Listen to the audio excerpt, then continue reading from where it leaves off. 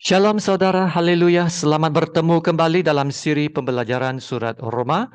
Kiranya kasih karunia dan damai sejahtera melimpahi Anda oleh pengenalan akan Allah dan akan Yesus Tuhan kita.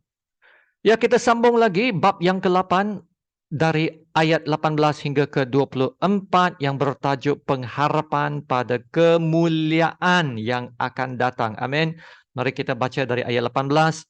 Sebab aku yakin bahwa penderitaan zaman sekarang ini tidak dapat dibandingkan dengan kemuliaan yang akan dinyatakan kepada kita. Sebab dengan sangat rindu, seluruh makhluk menantikan saat anak-anak Allah dinyatakan. Karena seluruh makhluk telah ditaklukkan kepada kesia-siaan, bukan oleh kehendaknya sendiri, tetapi oleh kehendak Dia yang telah menakluknya. Tetapi dalam pengharapan kerana makhluk itu sendiri juga akan dimerdekakan dari perbudakan kebinasaan dan masuk ke dalam kemerdekaan kemuliaan anak-anak Allah. Sebab kita tahu bahawa sampai sekarang segala makhluk sama-sama mengeluh dan sama-sama merasa sakit bersalin. Dan bukan hanya mereka saja, tetapi kita yang telah menerima karunia sulung roh, kita juga mengeluh dalam hati kita sambil menantikan pengangkatan sebagai anak, yaitu pembebasan tubuh kita. Sebab kita diselamatkan dalam pengharapan, tetapi pengharapan yang dilihat bukan pengharapan lagi. Sebab bagaimana orang masih mengharapkan apa yang dilihatnya. Haleluya, demikianlah firman Tuhan. Ya, sebelum ini kita lihat petikan tentang hidup yang dipimpin Roh Kudus. Ya, Tuhan telah menganugerahkan kepada kita Roh Kudus-Nya yang sekarang diam di dalam kita. Dan Roh Kudus bukan saja memimpin hidup kita, Roh Kudus juga adalah saksi bahawa kita adalah anak-anak Allah. Amin. Dan sebagai anak-anak Allah, kita juga adalah ahli waris. Ya, kita lihat ayat 17, ayat yang terakhir dari petikan yang lalu. Dan jika kita adalah anak, maka kita juga adalah ahli waris. Maksudnya orang-orang yang berhak menerima janji-janji Allah, yang akan menerimanya bersama-sama dengan Kristus. Yaitu, jika kita menderita bersama-sama dengan Dia, supaya kita juga dipermuliakan bersama-sama dengan Dia. Wow, luar biasa ayat ini ya. Ayat ini mengatakan kita akan menerimanya bersama-sama dengan Kristus. Yaitu kita akan menjadi ahli waris kepada semua janji-janji Allah dan akan menerimanya bersama-sama Kristus. Nah, perhatikan, menerimanya bersama-sama ya dengan Kristus, yaitu menerima bukan sebahagian saja ya, tetapi menerima semua yang juga diterima Yesus. Haleluya. Ya, kita adalah ahli-ahli waris bersama Yesus. Yesus menerima segala kemuliaannya. Ya, Yesus dipermuliakan apabila Dia kembali ke syurga.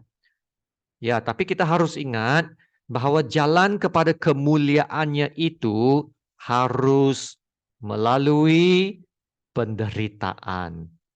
Yesus harus disiksa, disalibkan, dan dimatikan sebelum Ia bangkit dan dimuliakan. Dan ayat 17 mengatakan kita juga menderita, ya, menderita bersama-sama dengan Dia supaya kita juga dipermuliakan bersama-sama dengan Dia. Wow, dipermuliakan bersama-sama dengan Yesus. Tetapi juga harus menderita bersama-sama dengan Dia.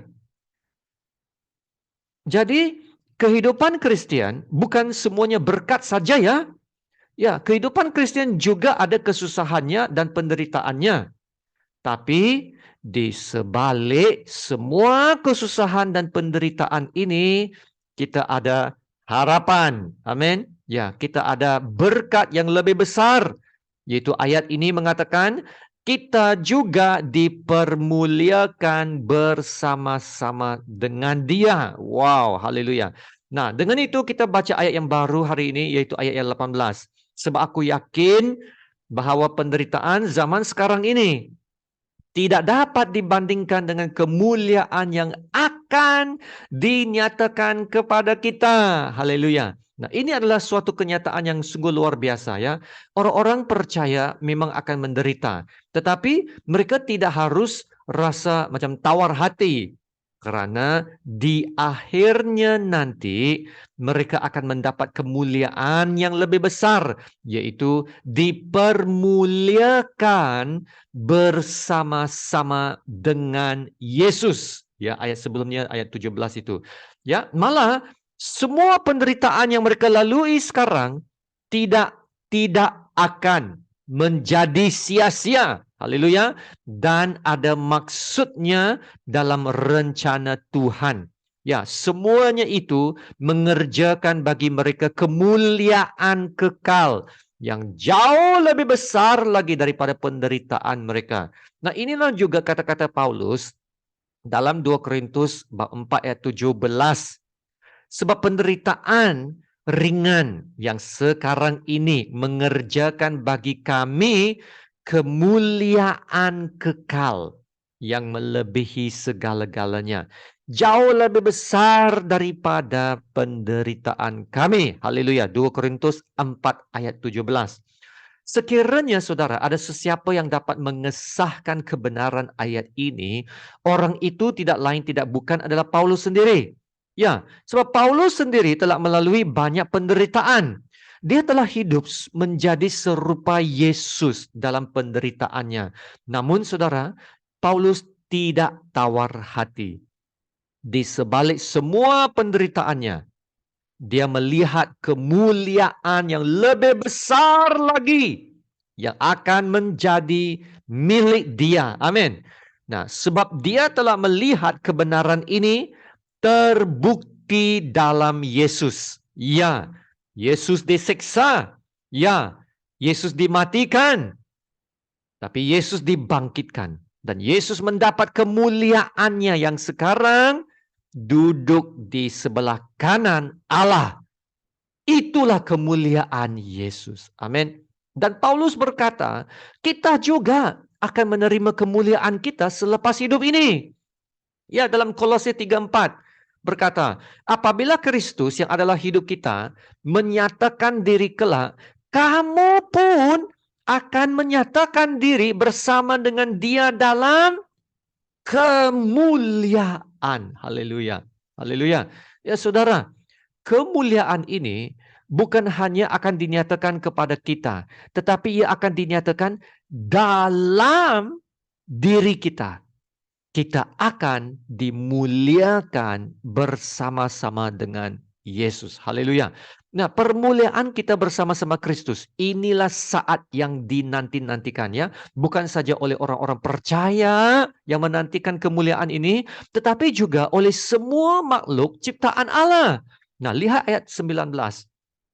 Sebab dengan sangat rindu seluruh makhluk menantikan saat anak-anak Allah dinyatakan. Seluruh makhluk di sini ayat ini merujuk kepada semua makhluk ciptaan Tuhan. Ya, seluruh makhluk ciptaan Tuhan juga menantikan saat anak-anak Allah dimuliakan.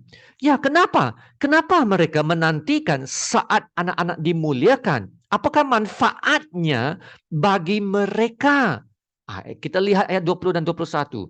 Karena Seluruh makhluk telah ditaklukkan kepada kesia-siaan. Bukan oleh kehendaknya sendiri, tetapi oleh kehendak Dia yang telah menaklukkannya.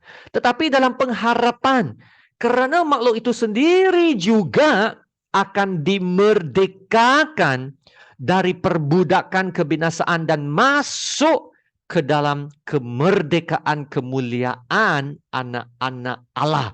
Haleluya. Ya, semua makhluk ditaklukkan kepada kesia-siaan, ya, kata ayat ini, yaitu semua makhluk ciptaan tertakluk kepada dosa.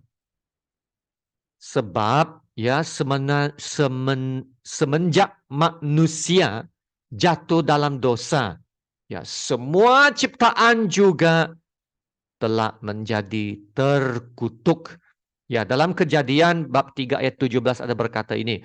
Lalu firman-Nya kepada manusia itu, karena engkau mendengarkan perkataan istrimu dan memakan dari buah pohon yang telah kuperintahkan kepadamu, jangan makan daripadanya. Maka terkutuklah tanah kerana engkau. Dengan bersusah payah engkau akan mencari rezeki dari tanah seumur hidupmu. Ya saudara, dosa dan maut telah merebak kepada semua ciptaan Allah. Dan kerana itu dunia ini juga sedang mereput atau merosot dan menuju kebinasaannya. Ya saudara, dunia ini juga terikat dengan kuasa dosa dan kuasa mautnya.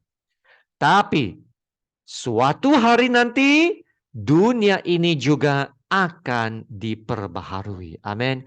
Ya, nah itulah sebabnya ayat ini mengatakan makhluk itu sendiri juga akan dimerdekakan dari perbudakan kebinasaan dan masuk ke dalam kemerdekaan kemuliaan anak-anak Allah. Haleluya.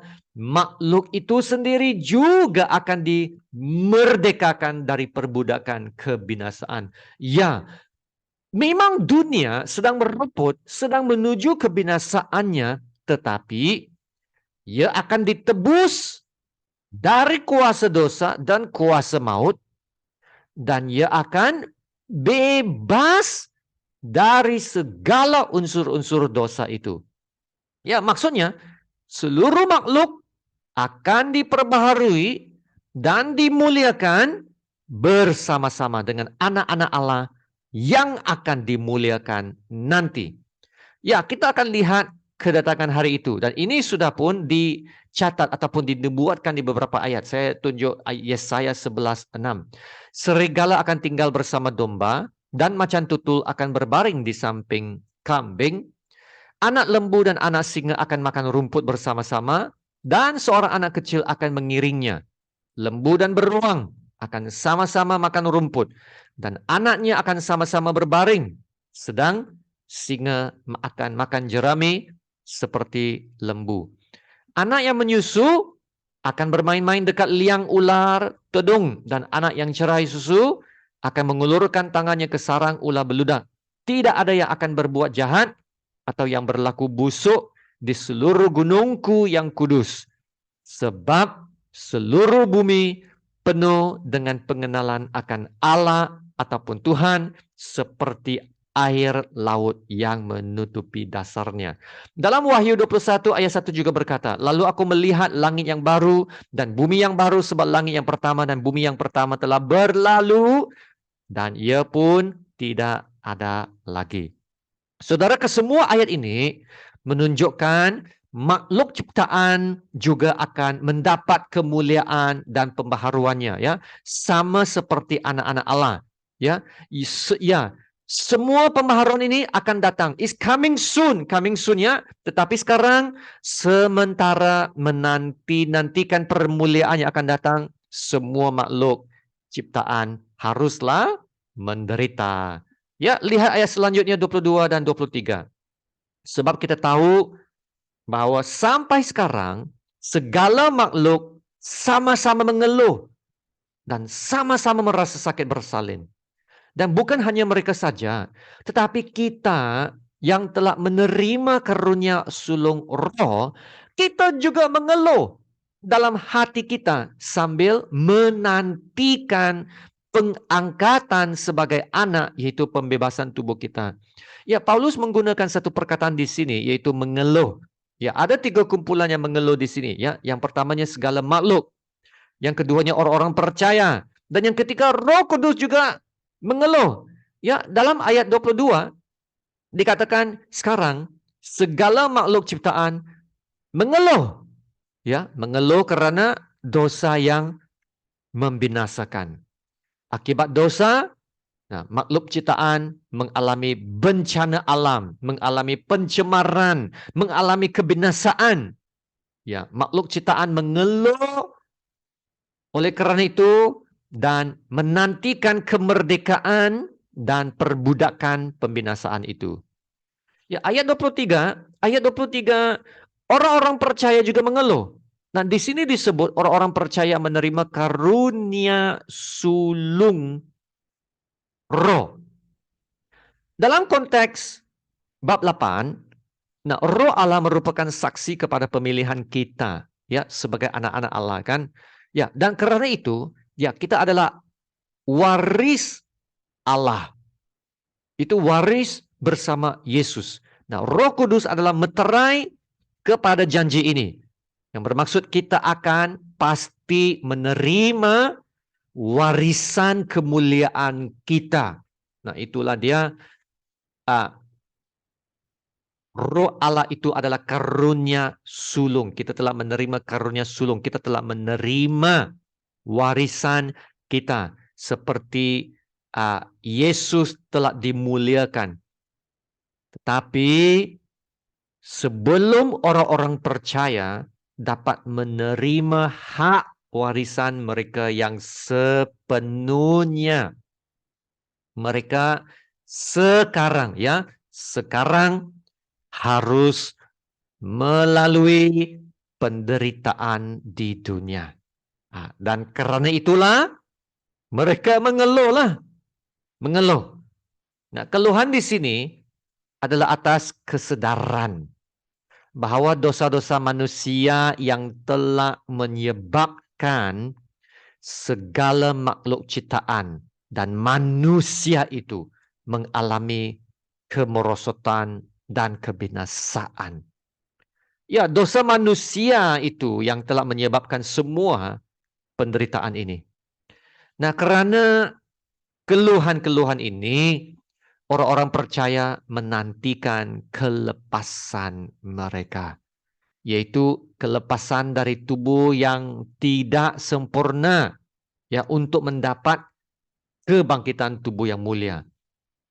Ya, saudara, kelepasan dari segala kesusahan, penderitaan, dan kesakitan penyakit yang ada sekarang oleh kerana dosa.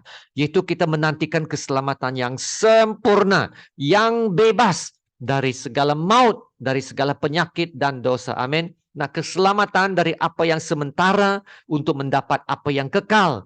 Ya, sekarang orang-orang percaya memang adalah anak-anak Allah. Ya, tapi hak keistimewaan ini akan menjadi lebih nyata dan dipenuhi sepenuhnya pada hari pengangkatan sebagai anak yang akan masuk ke dalam kemuliaan Allah, ya, dalam perhubungan yang kekal dan tidak akan terputus lagi. Amin. Nah, disitulah saudara kita akan menikmati hadirat Tuhan yang sepenuhnya, tanpa dosa, tanpa sebarang kecacatan pun. Nah, itulah yang saudara kita nantikan, yang menjadi pengharapan setiap orang percaya. Ya, dalam ayat 24 hingga 25 sekarang, sebab kita diselamatkan dalam pengharapan. Tetapi pengharapan yang dilihat bukan pengharapan lagi. Sebab bagaimana orang masih mengharapkan apa yang dilihatnya. Tetapi jika kita mengharapkan apa yang tidak kita lihat, kita menantikannya dengan tekun. Haleluya. Ya, saudara, ayat ini memberitahu kita. Apa maksudnya? pengharapan yang alkitabiah. Ya, pengharapan adalah sesuatu yang kita percaya akan terjadi. Kita belum menerima janji itu, belum lagi kan? Tapi kita percaya ia akan digenapi. Dan karena itu kita menanti-nantikannya dengan penuh keyakinan bahwa ia akan terjadi dan digenapi. Ya, begitulah juga dengan keselamatan. Kita memang sudah diselamatkan. Tapi keselamatan juga ada peringkatnya. Masih ingat peringkat sekarang dan peringkat yang akan datang.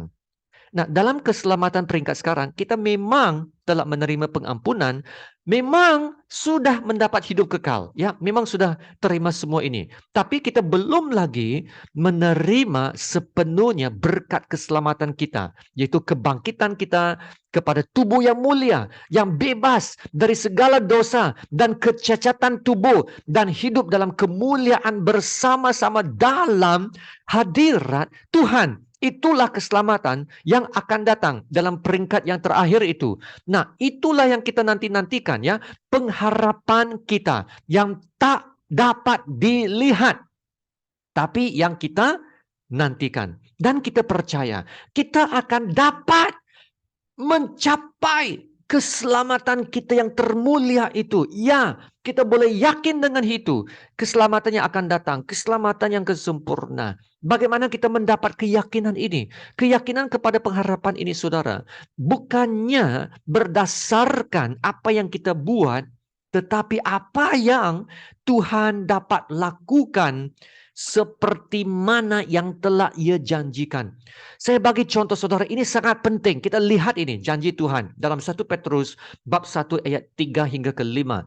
Terpujilah Allah dan Bapa Tuhan kita, Yesus Kristus, yang karena rahmat-Nya, ya, lihat, karena rahmat-Nya, bukan usaha kita sendiri yang besar, telah melahirkan kita kembali oleh kebangkitan Yesus Kristus dari antara orang mati kepada suatu hidup yang penuh pengharapan. Sekali lagi di sini dikatakan pengharapan untuk menerima suatu bagian yang tidak dapat binasa, yang tidak dapat cemar, dan yang tidak dapat layu, yang tersimpan di surga bagi kamu.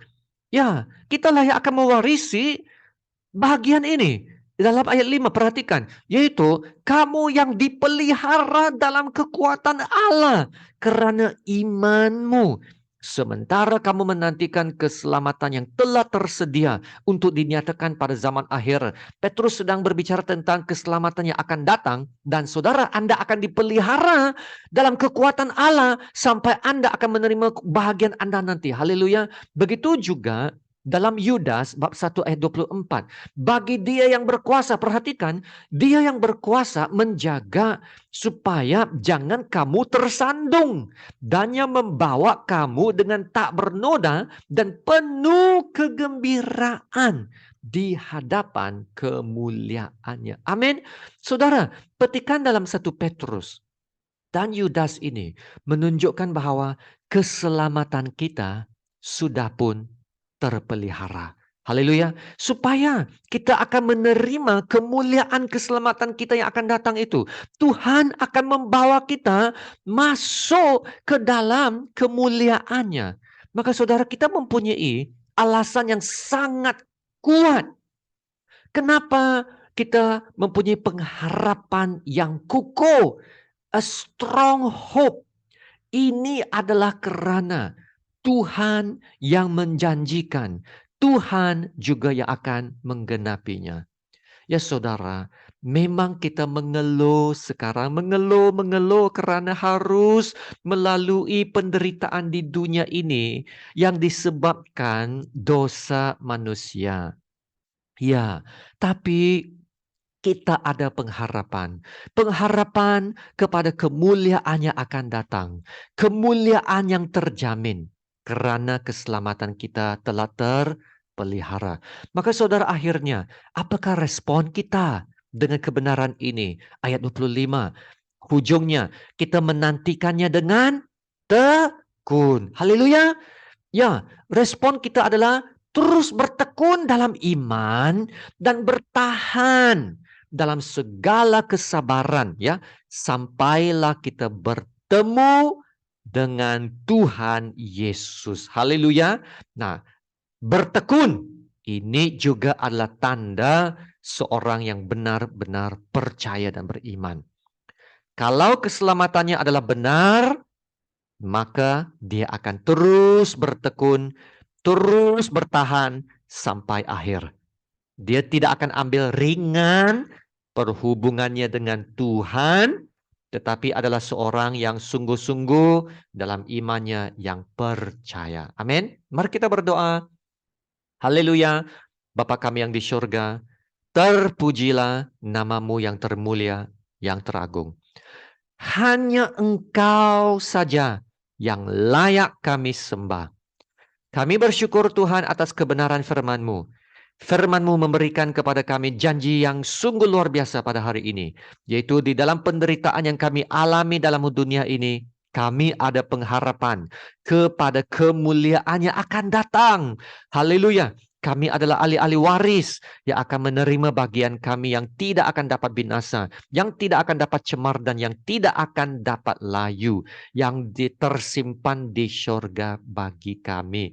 Haleluya, kami akan dipelihara sampai akhir dan akan memerintah bersama-sama dengan Tuhan Yesus.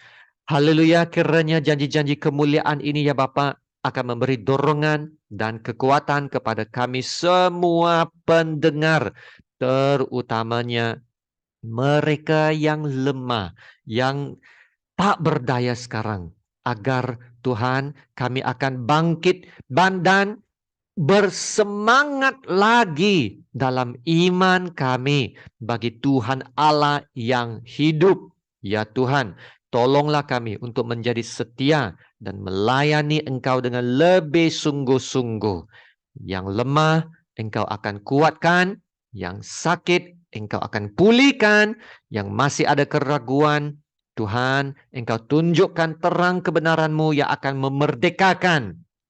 Yang kekurangan, Tuhan, Engkau akan cukupkan semuanya bagi kemuliaan-Mu. Engkaulah pengharapan kami. Terima kasih Bapa, dalam nama Tuhan Yesus yang termulia, kami berdoa dan ucap setinggi-tinggi syukur. Amin. Haleluya, puji Tuhan. Ya saudara, kami percaya Tuhan mendengar doa kita dan akan pelihara kita sampai pada kedatangan Yesus Kristus Tuhan kita, ya. Tuhan yang memanggil kita adalah setia, Tuhan juga akan menggenapinya. Oleh itu saudara, marilah kita menjadi setia kepada Tuhan dan melayaninya dengan lebih sungguh-sungguh. Haleluya, sama-sama kita menerima berkat Tuhan. Tuhan memberkati engkau dan melindungi engkau. Tuhan menyinari engkau dengan wajahnya dan memberi engkau kasih karunia-Nya. Tuhan menghadapkan wajahnya kepadamu dan memberi engkau damai sejahtera. Amin.